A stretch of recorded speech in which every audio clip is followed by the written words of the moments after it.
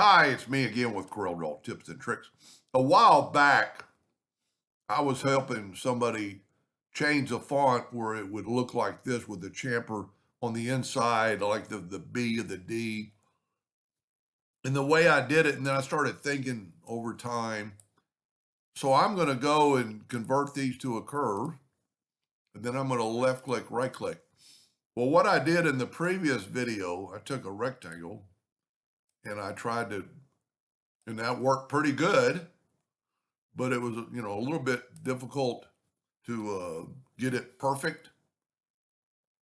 I mean, it just happens to work pretty good on this because it's a curve.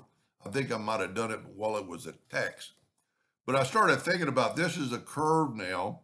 If I go to object and can break the curve apart, and I've got my nudge factor set on 5 inches, if I select that square or that rectangle, hold down the shift key, it will make a rectangle around that item. The same thing as in the D, which is kind of ironic because it's a rectangle.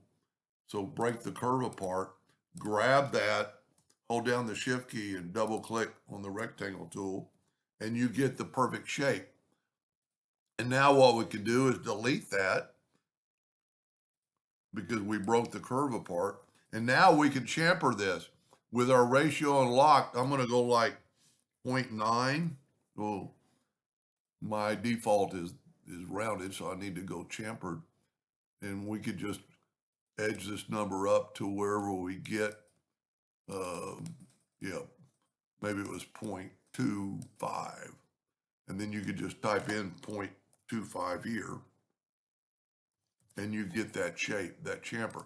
And because we nudge, we can nudge it right back. And then you just do that for that one, and the same thing here. I think we did 0.25 by 0.25, and then just move it back over. And then that way your D has interior chamfers much like the B.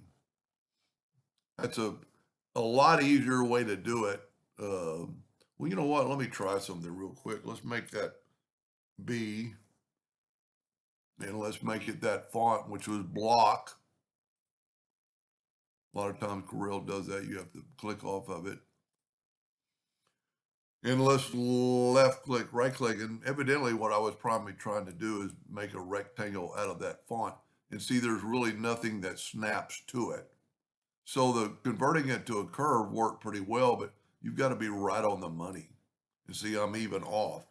So if by converting this to a curve, then it's basically an item, and you can just, well, you have to break the curve apart. That makes all these pieces separately. Then grab that, hold down the shift, and double click on your rectangle tool, and you have that same size rectangle. Anyway, I hope that helped a little bit, and thank you for watching.